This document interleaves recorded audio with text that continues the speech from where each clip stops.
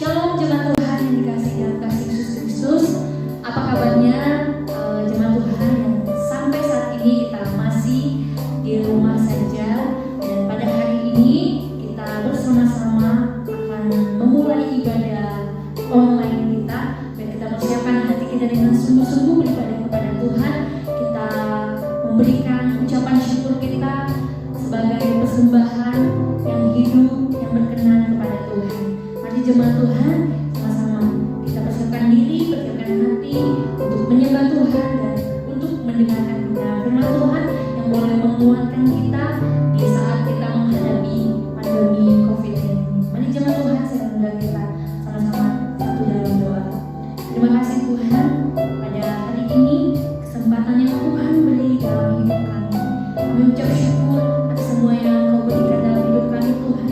Ajar kami lebih dan lebih lagi mengasihi Engkau, mencintai Engkau dalam hidup kami. Terima kasih Tuhan, siapkan hati kami untuk menyembah-Mu, siapkan hati kami untuk mendengarkan kebenaran firman-Mu. Terima kasih Tuhan Yesus, terima kasih Bapa. Mari jemaat Tuhan kita naikkan pujian ini. Terima kasih Yesus.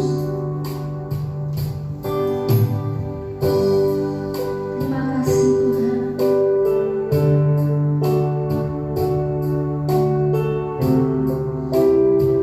Kami mau menyanyi pujian ini di hadapan Tuhan. Ku tak menyerah, walau kadang ku tak mengerti.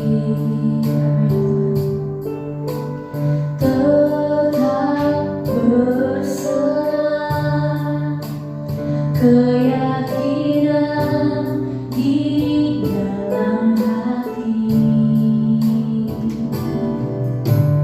Rencana yang terbaik semuanya datang darimu, karena tanganmu memulihkanku. Ku tetapkan hati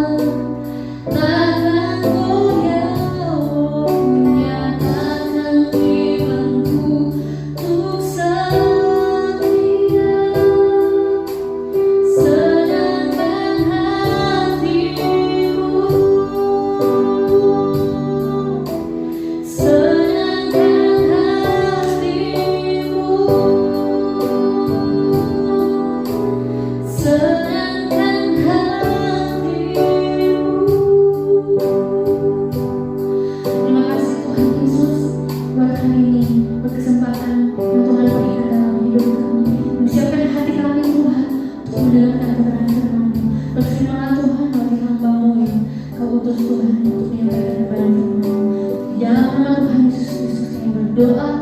Haleluya. Amin. Kepada hambanya untuk saya persilakan. Shalom Bapak Ibu semuanya yang terkasih dalam Yesus Kristus. Berjumpa lagi bersama saya dalam kesempatan hari ini.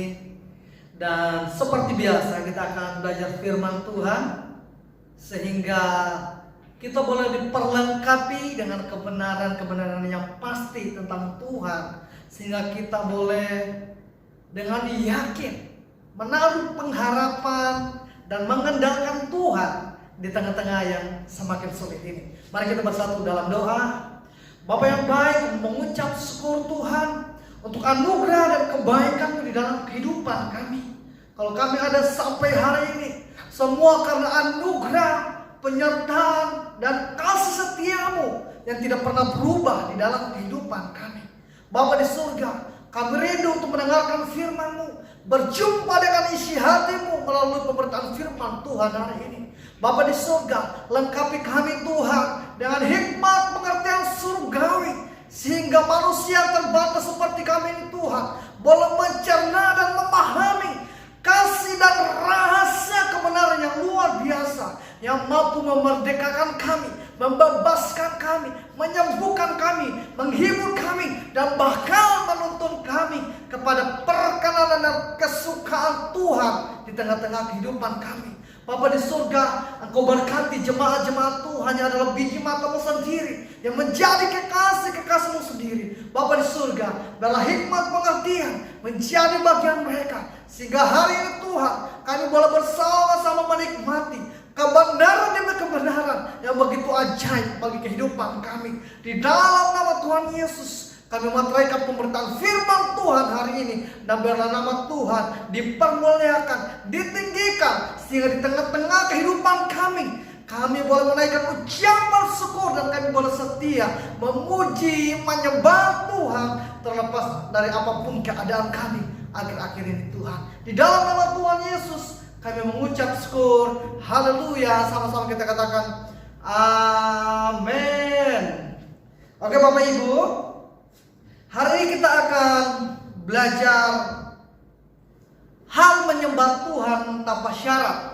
Memang hal menyembah Tuhan ini telah kita bahas pada minggu yang lalu, tetapi hari ini adalah kelanjutan atau part kedua dari pembahasan kita.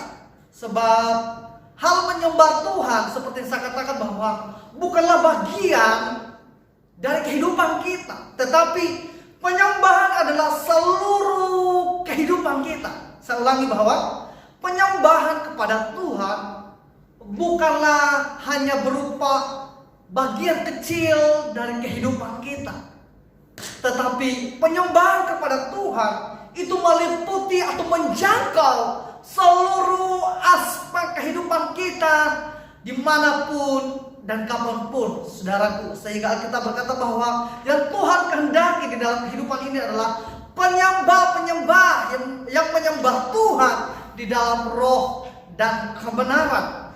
Jadi untuk menanggapi firman itu, supaya untuk firman itu menjadi bagian kita, adalah penting untuk kita memahami apa menjadi kehendak Tuhan bagi saudara dan saya. Dalam hal ini adalah menyembah Tuhan. Menyembah Tuhan bukan berbicara tentang hanya ketika kita berada di gedung gereja, beribadah bersama-sama, mengangkat tangan dan menyanyikan pujian-pujian sebagai penyembahan kita dalam bentuk buah bibir kita.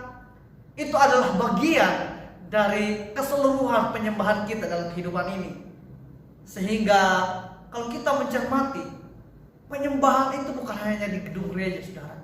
Bukan hanya 2 jam setiap minggu, tetapi setiap hari 24 jam, saudara, dalam kehidupan kita. Sehingga Alkitab berkata seperti ini, baik kamu makan atau minum, sebaiknya kita melakukan untuk Tuhan. Dan itulah penyembahan kita, saudaraku. Penyembahan bukan bagian dari kehidupan kita, tetapi adalah keseluruhan dari kehidupan kita. Penyembahan bukan hanya tentang menaikkan ucapan syukur dengan buah bibir kita, tetapi adalah sebuah kehidupan yang kita jalani dan dipersembahkan sebagai penyembahan dalam bentuk pengabdian kita setiap hari kepada Tuhan. Saudaraku, saudariku, jemaat-jemaat Tuhan, minggu yang lalu kita belajar tentang para murid yang ketika mereka melayani Tuhan, mereka menjadi murid tapi belum memiliki motivasi yang baik atau yang murni, sehingga pada akhirnya ketika mereka berjumpa dengan kebenaran bahwa Yesus adalah Tuhan, mereka mengalami suatu perubahan yang sangat luar biasa.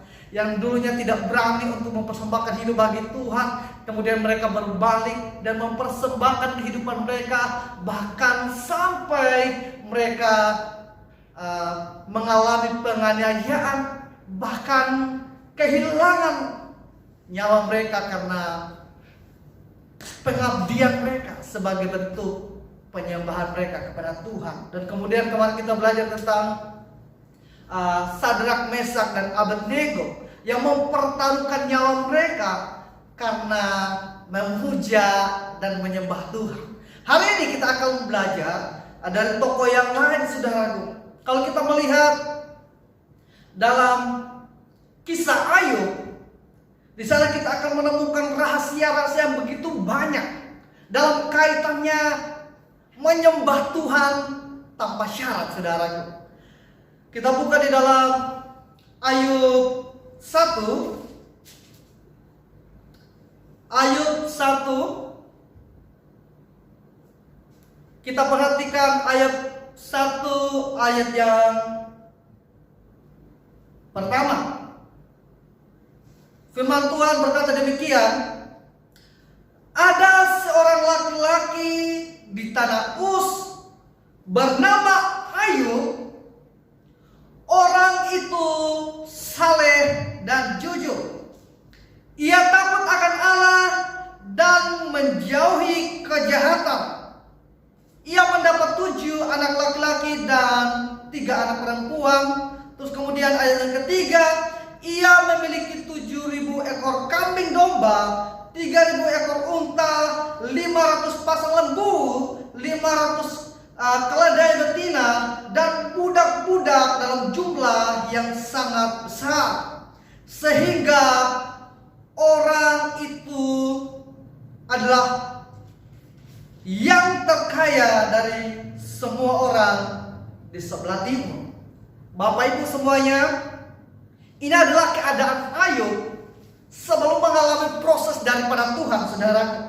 Dikatakan bahwa dia adalah seseorang yang sangat kaya, saudaraku. Bahkan dikatakan dia adalah seseorang yang sangat kaya dari sebelah timur, saudaraku. Artinya bahwa dari orang-orang sebelah timur, dia adalah orang yang paling kaya, saudaraku, dari orang-orang yang kaya. Berarti betapa luar biasanya seorang Ayub yang sangat kaya ini, saudaraku. Dan dikatakan bahwa dia adalah seseorang yang takut akan Tuhan, saudaraku. Dia adalah seseorang yang sangat saleh dan menjauhi kejahatan. Bapak Ibu semuanya, tentu kalau dalam keadaan yang sehat, tentu kalau dalam keadaan yang baik-baik saja, seperti Ayub mengalami berkat-berkat Tuhan yang begitu luar biasa, bahkan memiliki harta yang begitu banyak, saudaraku. Tentu hal memuji dan menyembah Tuhan adalah perkara yang sangat mudah di dalam kehidupan ini. Sehingga kalau kita mencermati, saudaraku, sering orang kalau ke gereja, kalau keadaannya baik, saudara. Tetapi kalau bermasalah, cenderung kita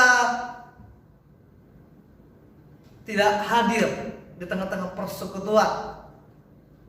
Ini adalah bukti nyata dari keadaan bahwa hamba memuji dan menyembah Tuhan di tengah-tengah yang baik, nyaman, itu sangat mudah, saudaraku. Seperti yang sekarang kita mencermati bahwa kalau dulu kita beribadah, hadir di gereja sebelum ada corona, itu dengan jumlah yang cukup banyak, saudaraku. Orang begitu antusias dalam menghadiri ibadah-ibadah di berbagai tempat.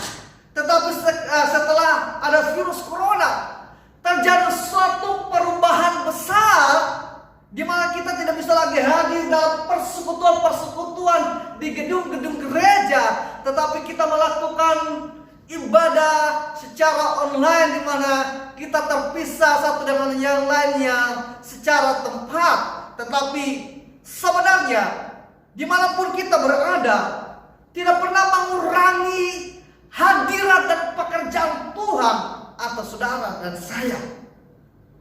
Kita kembali kepada Ayub, dikatakan bahwa dia adalah seseorang yang sangat kaya, saudaraku. Seseorang yang sangat kaya. Tetapi pasca cerita di atas diceritakan bahwa dalam suatu ketika anak-anak Allah datang menjumpai Allah, di situ pun ada iblis, saudara. Kita perhatikan dalam ayat yang ke-6. Pada suatu hari datanglah anak-anak Allah menghadap Tuhan, dan di antara mereka datanglah juga iblis. Maka bertanyalah Tuhan kepada iblis, "Dari manakah engkau?" Lalu jawab iblis kepada Tuhan, "Dari perjalanan mengelilingi dan menjelajahi bumi." Lalu ayat ke-8, lalu bertanyalah Tuhan kepada iblis, "Apakah engkau memperhatikan hamba-Ku Ayub? Sebab tiada seorang pun di bumi seperti dia, yang demikian saleh dan jujur, yang takut akan Allah dan menjauhi kejahatan." Saudaraku, seperti yang saya katakan bahwa kalau mentaati Tuhan dalam keadaan yang nyaman, itu semua orang bisa melakukannya, saudara. Kalau mengikuti Tuhan ke dalam keadaan-keadaan yang baik, itu akan sangat mudah bagi kita untuk berkata ya kepada Tuhan. Itu akan sangat mudah bagi kita untuk bersedia mengikuti Tuhan, saudaraku. Tetapi dalam kejadian ini kita akan melihat seperti apa yang Tuhan kehendaki atas kehidupan saudara dan saya ketika kita harus menyembah Tuhan, bukan hanya dalam keadaan-keadaan yang begitu nyaman, dalam keadaan-keadaan yang begitu baik, dalam keadaan-keadaan ketika di mana semua keinginan kita, cita-cita kita, apa yang kita harapkan itu terjadi menurut apa yang kita inginkan, saudaraku. Terus kemudian dia berkata seperti ini, ayat yang ke-9, lalu jawab iblis kepada Tuhan. Perhatikan, saudaraku.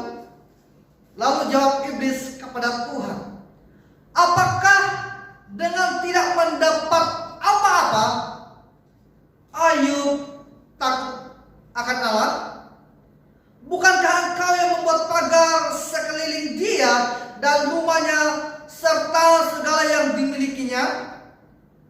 Apa yang dikerjakannya telah kau berkati, dan apa yang dimilikinya makin bertambah di negeri itu."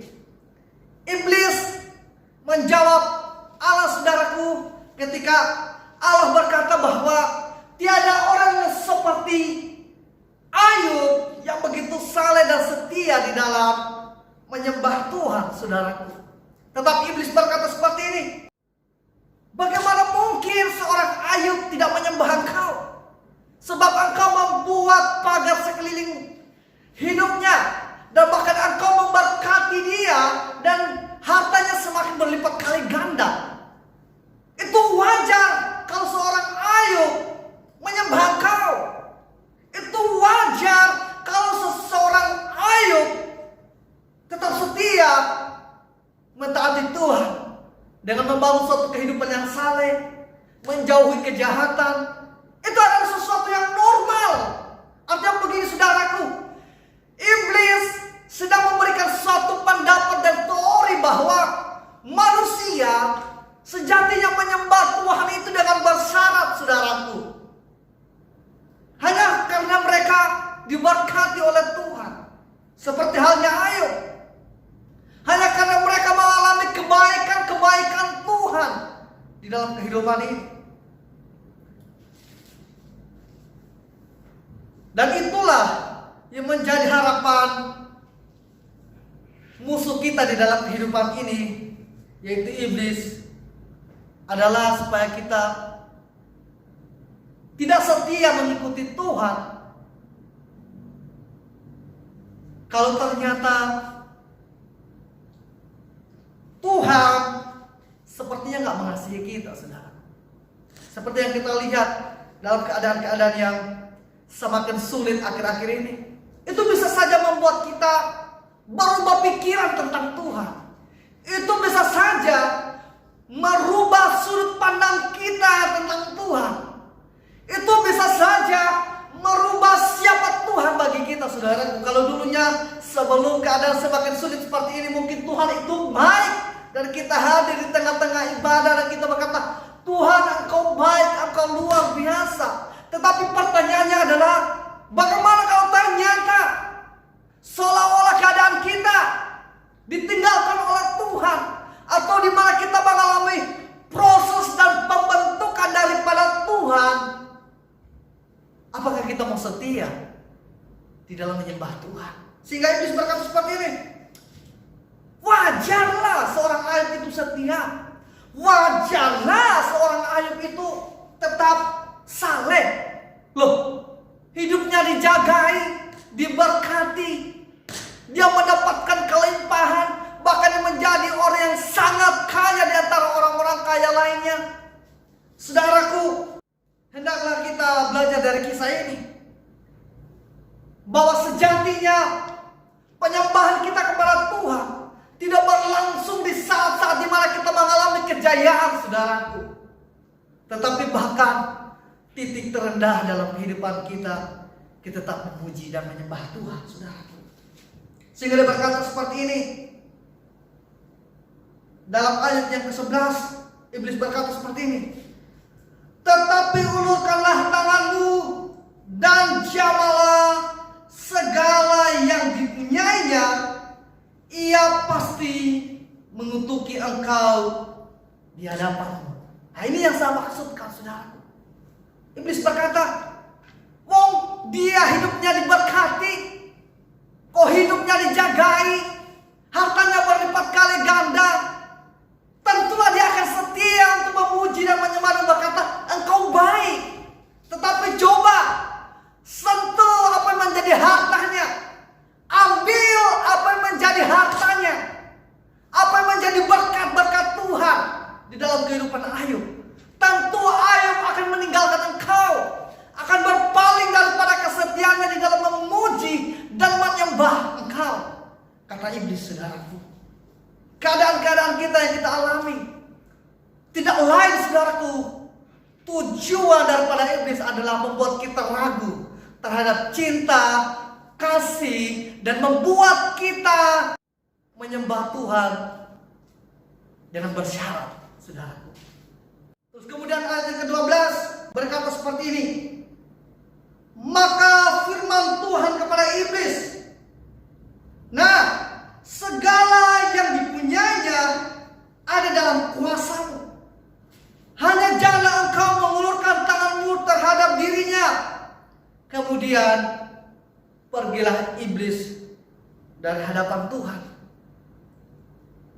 dan kemudian dia menimpakan segala kejadian-kejadian yang memahitkan kehidupan manusia, saudaraku,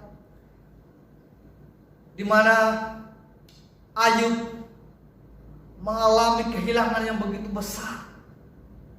Yang pertama adalah Ayub kehilangan akan harta bendanya, saudaraku. Dan tidak hanya sampai di situ, Ayub kehilangan orang-orang yang dia kasihi, saudaraku. Anak-anaknya mati, harta-hartanya dirampok orang, saudaraku. Dapat kita melihat di sini suatu kejadian yang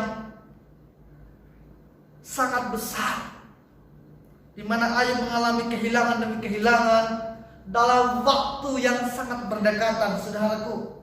Sehingga dia berkata seperti ini pada ayat yang ke-13. Pada suatu hari ketika anak-anaknya yang lelaki dan perempuan makan dan minum anggur di rumah saudara mereka yang sulung, datanglah seorang pesuruh kepada Ayub dan berkata, sedang lembu sapi membajak dan keledai-keledai betina makan rumput di sebelahnya. Datanglah orang-orang Sheba menyerang dan merampas serta memukul penjaganya dengan mata pedang. Terus kemudian selanjutnya ayat ke-16, sementara orang itu berbicara, datanglah orang lain dan berkata, api telah menyambar dari langit dan membakar serta memakan habis kambing, domba, dan penjaga-penjaga. Kita lompat ayat 17. Kemudian masih orang itu sedang berbicara, saudaraku, datanglah orang lain dan berkata, orang-orang Kasdim membentuk 3 pasukan lalu menyerbu unta-unta dan merampasnya serta memukul penjaganya dengan mata pedang. Saudaraku, ayat yang ke-18. Belum orang itu selesai berbicara, datanglah orang lain. Sementara orang itu berbicara, datanglah orang lain dan berkata, anak-anak tua lelaki dan yang perempuan sedang makan dan minum anggur di rumah saudara mereka yang sulung. Maka tiba-tiba angin ribut bertiup dan seberang padang gurun, dan rumah itu dilandanya pada keempat penjurunya, dan roboh menimpa orang-orang muda itu sehingga mereka mati. Saudaraku, kehilangan seseorang aja dalam kehidupan kita, kita menangis berhari-hari. Bahkan tidak jarang ada orang-orang yang tidak siap menerima kenyataan ini, sehingga banyak orang sebenarnya yang hidup dalam suatu kepahitan kepada Tuhan. Tuhan, kenapa orang yang saya cintai, suami saya diambil oleh Tuhan? Kenapa istri saya di usianya masih muda diambil oleh Tuhan? Tuhan, kenapa anak-anak saya mati dengan cara mungkin kecelakaan atau cara-cara yang tidak normal, saudaraku? Sehingga kita bertanya-tanya dan kita mengalami kepahitan kepada Tuhan. Tetapi Ayub, saudaraku, lebih daripada itu, saudaraku. Dia tidak hanya kehilangan harta-hartanya, tetapi kehilangan anaknya secara menyeluruh. Ini adalah suatu kejadian sangat besar dalam kehidupan Ayub. Tetapi kita melihat seperti yang saya katakan, bahwa kita mau belajar dari seorang Ayub, bagaimana dia menanggapi realita yang begitu pahit dalam kehidupannya, tetapi dia tetap memuji dan menyembah Tuhan dan mempercayai kedaulatan, kemahakuasaan, dan kebijaksanaan Tuhan atas kehidupannya. Sehingga perkara tersebut akan membawa kita kepada satu kenyataan di mana kita memuji dan menyembah Tuhan tanpa syarat, saudaraku. Atau memuji menyembah Tuhan bukan hanya dalam keadaan-keadaan yang baik, tetapi di dalam seluruh keadaan kehidupan kita, seluruh musim kehidupan kita, musim kejayaan, musim di mana kita mengalami kekalahan, atau apapun di dalam kehidupan kita, saudaraku. Kita perhatikan, setelah mengalami peristiwa-peristiwa yang tadi saya sebutkan, dan kehilangan harta benda, terus kemudian dan kehilangan anak-anaknya, berlanjut kepada ayat yang ke-20, saudaraku. Maka berdirilah Ayub, lalu mengoyak jubahnya dan mencukur kepalanya. Kemudian sujudlah ia dan menyembah. Ini adalah suatu respon yang sangat baik, sikap yang sangat baik. Kemudian dia berkata seperti ini. Katanya, dengan telanjang aku keluar dari kandungan ibuku, dengan telanjang juga aku akan kembali ke dalamnya. Tuhan yang memberi, Tuhan yang mengambil, terpujilah nama Tuhan. Dalam kesemuanya itu, Ayub tidak berbuat dosa, dan tidak menuduh Allah berbuat yang kurang tepat. Saudaraku, kita dapat melihat ketika mengalami peristiwa-peristiwa kejadian yang begitu pahit dalam kehidupan Ayub, Ayub tetap memuji dan menyembah Tuhan. Saudara dapat lihat dalam ayat yang ke-20, saudara. Kemudian sujudlah ia dan menyembah. Bapak Ibu semuanya, inilah perkara yang harus menjadi bagian saudara dan saya. Bukan hanya menyembah Tuhan ketika kita dalam masa-masa yang baik, tetapi ketika di dalam lembah air mata, ketika dalam pergumulan demi pergumulan dalam kehidupan kita, ketika di dalam proses pembentukan Tuhan di dalam kehidupan kita. Apa yang membuat Ayub tetap begitu setia di dalam memuji dan menyembah Tuhan, bahkan ketika dia mengalami perkara-perkara yang baik? Kita perhatikan, saudaraku. Dia berkata seperti ini, ayat 21. Katanya, dengan telanjang aku keluar dari kandungan ibuku, dengan telanjang juga aku akan kembali ke dalamnya. Tuhan yang memberi, Tuhan yang mengambil, terpujilah Tuhan. Yang pertama, saudaraku, dia memahami bahwa bukan hanya hartanya yang adalah milik Tuhan, tetapi kehidupannya pun adalah milik Tuhan. Semuanya adalah pemberian Tuhan di dalam kasih dan anugerahnya. Sehingga di dalam semua keadaan kehidupan Ayub, ketika dalam kejayaan, bahkan dalam titik terendah dalam kehidupannya, dia tetap memuji dan menyembah Tuhan. Sebab dia mempercayai satu hal di dalam kehidupannya adalah bahwa segala yang terjadi di dalam kehidupannya hanya seizin Tuhan, saudaraku. Saudaraku, inilah kebenaran yang pertama yang harus kita percayai tentang Allah, bahwa di dalam kasih anugerahnya yang begitu besar untuk saudara dan saya, yang tidak pernah memalingkan wajahnya sedetik pun di dalam kehidupannya. Sehingga kalau kita mencermati dan mempelajari kisah Ayub, saudaraku, ketika iblis akan berurusan dengan kehidupan Ayub, iblis berkata bahwa bukankah engkau membangun pagar atas kehidupan Ayub? Ini adalah suatu proteksi yang sempurna dari Allah Bapa atas kehidupan orang-orang percaya, sehingga kita dapat membangun iman kita kepada kasih, kesetiaan, kuasa dan kedaulatan Tuhan yang tidak pernah berubah atas kehidupan seseorang, saudara. Bapak Ibu semuanya, saudara dan saya adalah kekasih-kekasih Tuhan, biji mata Tuhan. Perlindungannya tidak pernah berubah atas kehidupan saudara dan saya. Sehingga semua kejadian, peristiwa yang terjadi atas kehidupan kita, itu semata-mata seizin Tuhan yang begitu mengasihi saudara dan saya, dan berdaulat atas semua keadaan dan kuasa di dalam dunia ini, saudara. Sehingga dapat kita menemukan kebenaran bahwa ketika iblis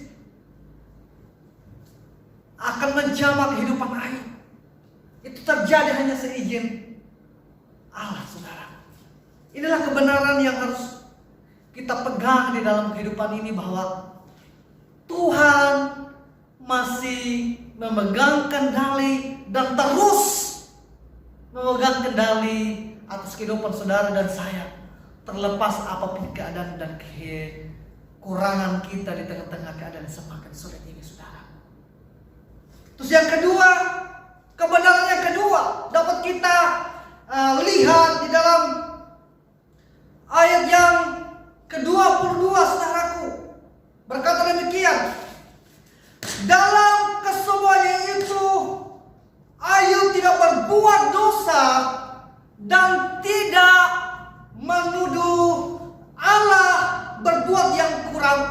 patut saudaraku dalam kemahakuasaannya, di dalam maha kebijaksanaannya, itulah yang membuat dia tidak pernah melakukan satu kesalahan atas keputusan-keputusannya berkaitan dengan kehidupan saudara dan saya.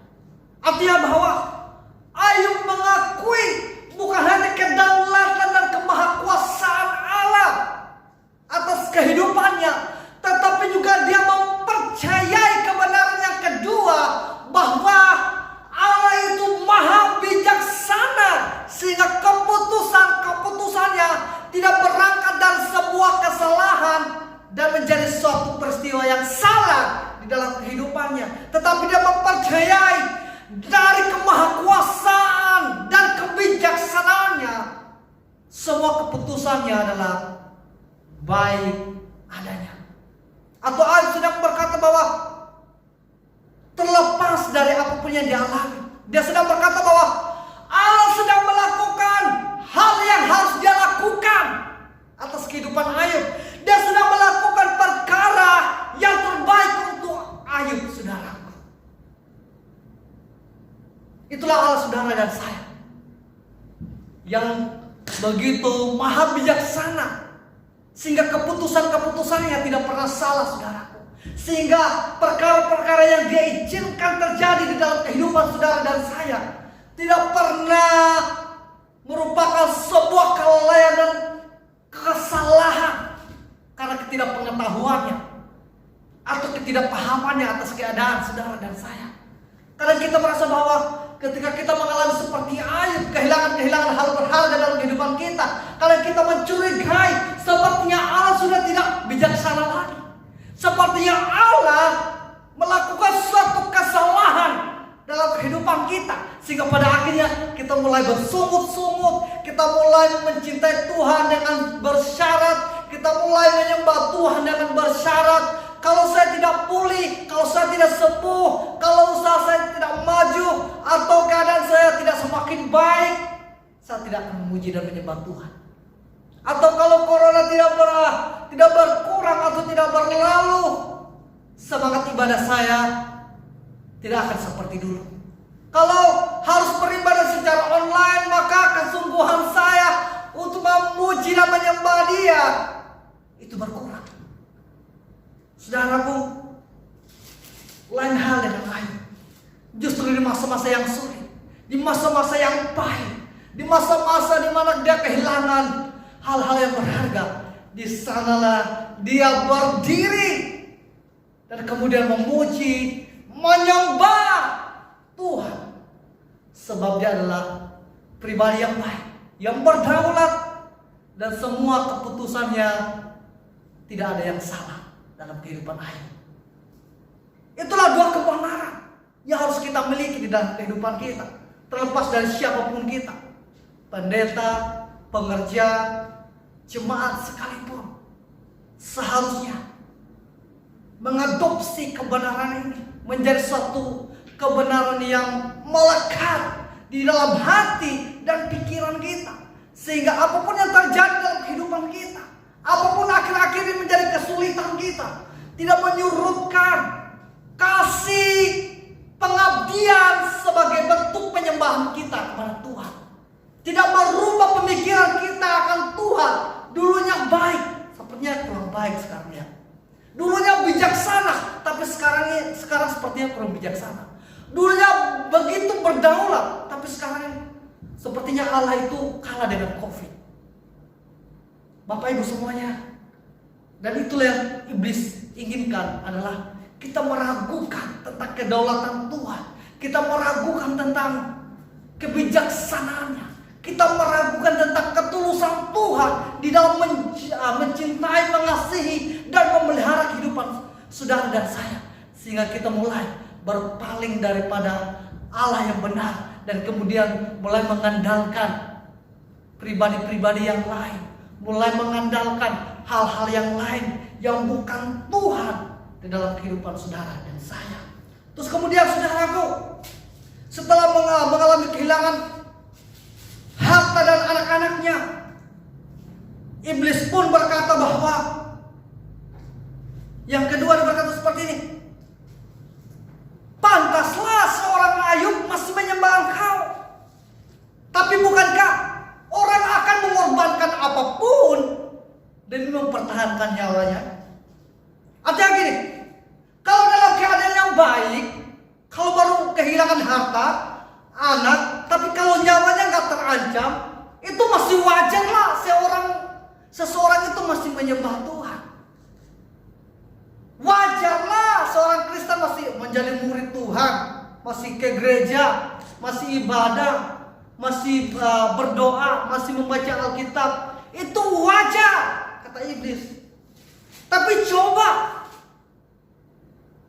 kalau kehidupannya terancam, coba kalau kesehatannya terancam, coba kalau nyawanya terancam, apakah dia akan tetap memuji Allah? Apakah dia akan tetap setia?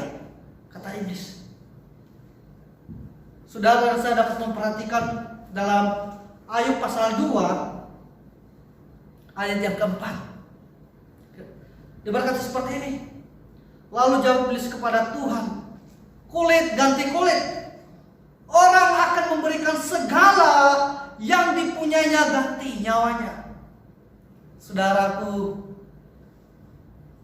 seperti saya katakan, memuji dan menyembah Tuhan dalam keadaan yang baik, nyaman, tanpa ancaman, tanpa tekanan itu sebenarnya itu adalah sesuatu yang wajar. Tetapi saudara dan saya harus melangkah kepada satu tingkat yang lebih tinggi, di mana kita tetap memuji dan berkata bahwa Tuhan baik meskipun keadaan kita di mata manusia merugikan. Dia berkata seperti ini. Jawab iblis kepada Tuhan, kulit ganti kulit. Orang akan memberikan segala yang dipunyainya ganti nyawanya. Tetap ulurkanlah tanganmu dan jamalah tulang dan dagingnya. Ia pasti mengutuki engkau di hadapan. Nah, ini yang menjadi tujuan iblis dalam kehidupan kita, yaitu membuat kita meninggalkan Tuhan karena penderitaan, saudara. Tapi juga gak jarang bahwa banyak orang yang meninggalkan Tuhan karena kenyamanan, saudara. Tetapi dalam kasus ini, dalam peristiwa kehidupan Ayub, yang diharapkan oleh iblis dari kehidupan Ayub adalah kita meninggalkan Allah. Ayub meninggalkan Allah karena meragukan tentang kedaulatan dan kebijaksanaannya atas kehidupan Ayub. Dia berkata seperti ini, tetapi ulurkanlah tanganmu dan jamah tulang dan dagingnya. Ia pasti mengutuki engkau di hadapanmu. Maka firman Tuhan kepada iblis, nah ia dalam kuasamu, hanya sayangkan nyawanya. Kemudian iblis pergi dari hadapan Tuhan. Lalu ditimpakannya Ayub dengan bara yang busuk dari telapak kakinya sampai ke batu kepalanya. Lalu Ayub mengambil sekeping beling untuk menggaruk-garuk badannya sambil duduk di tengah-tengah api.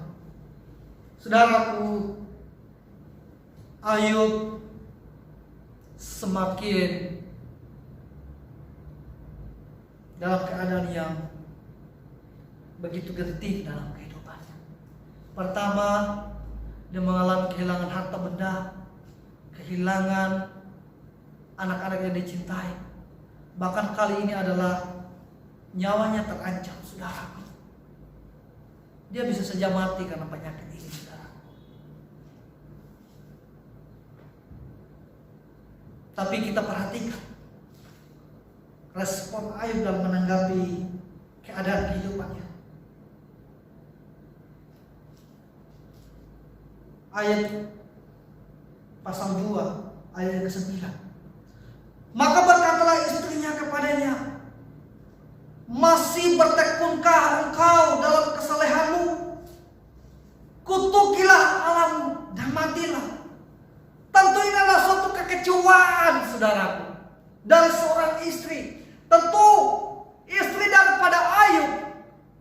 memahami tentang kesalahan Ayub, melihat kehidupan Ayub yang takut akan Tuhan dan menjauhi kejahatan. Tapi pada sampai titik ini, ia kehilangan pengharapan kepada Allah. Sampai dia berkata seperti ini, Ayub, berhentilah setia kepada kenyataannya. Lihat keadaanmu. Allah tidak menolongmu. Allah tidak bekerja dalam kehidupanmu. Sehingga pada sampai hari ini lihat keadaanmu. Bukan hanya kehilangan harta, anak-anak, tetapi juga nyawamu sangat terancam. Ini adalah suatu kekecewaan dari seseorang yang sangat dekat dengan Ayub, saudaraku. Tetapi di dalam pengenalan Ayub akan Allah, dia berkata seperti ini. Tetapi jawab Ayub kepadanya, engkau berbicara seperti perempuan gila. Apakah kita mau menerima yang baik dari Allah, tetapi tidak mau menerima yang buruk?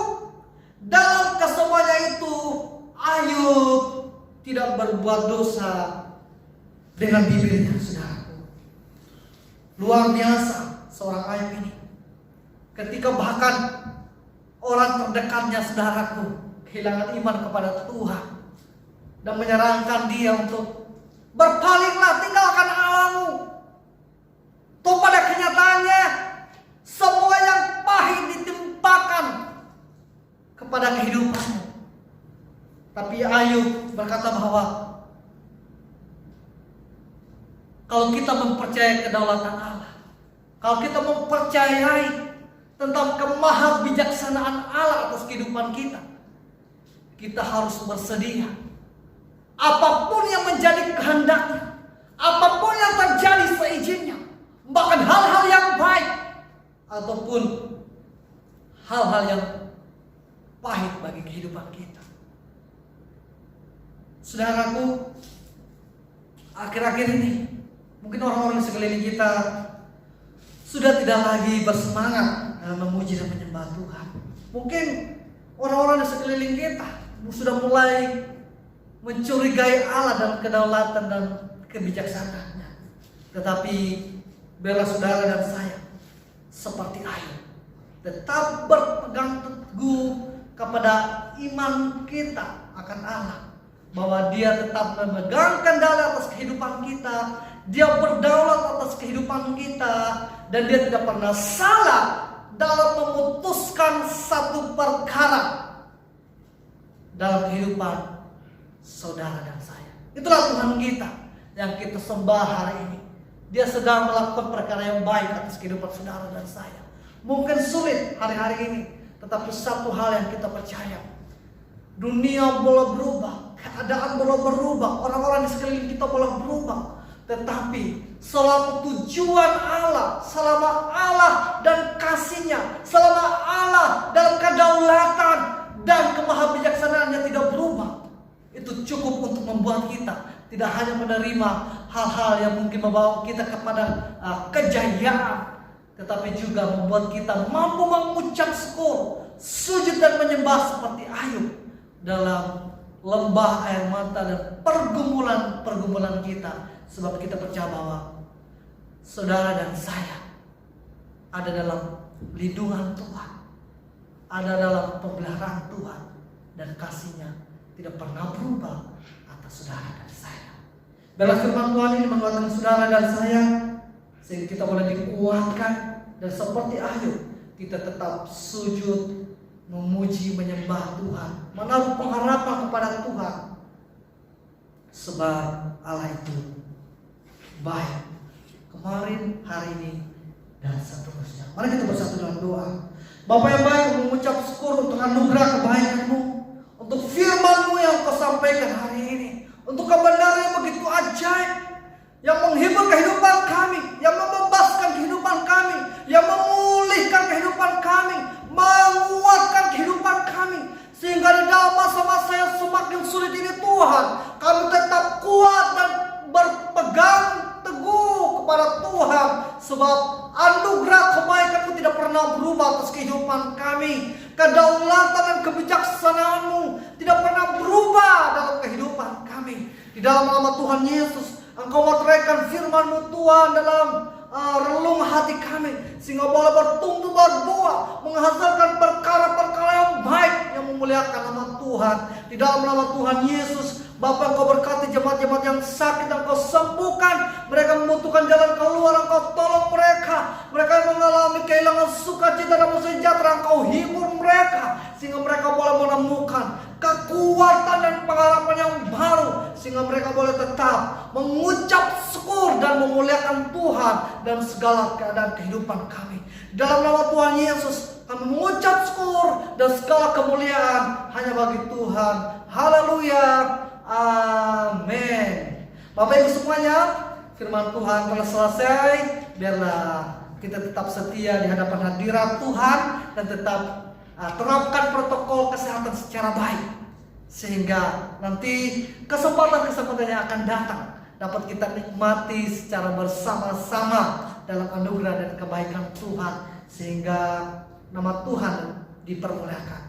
Silakan melakukan hal-hal yang penting saja, sehingga mengurangi kontak kita dengan orang lain, sehingga mengurangi tingkat penularan COVID, dan kita boleh terjaga dalam keadaan yang sehat walafiat.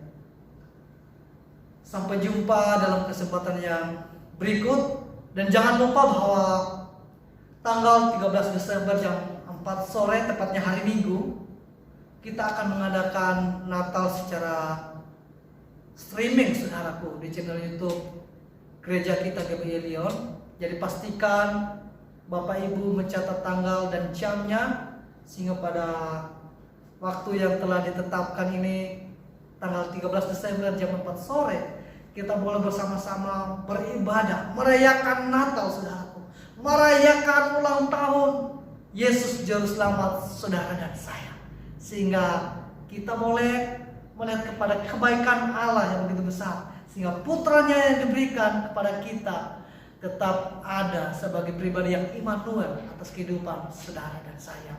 Shalom, Tuhan Yesus memberkati.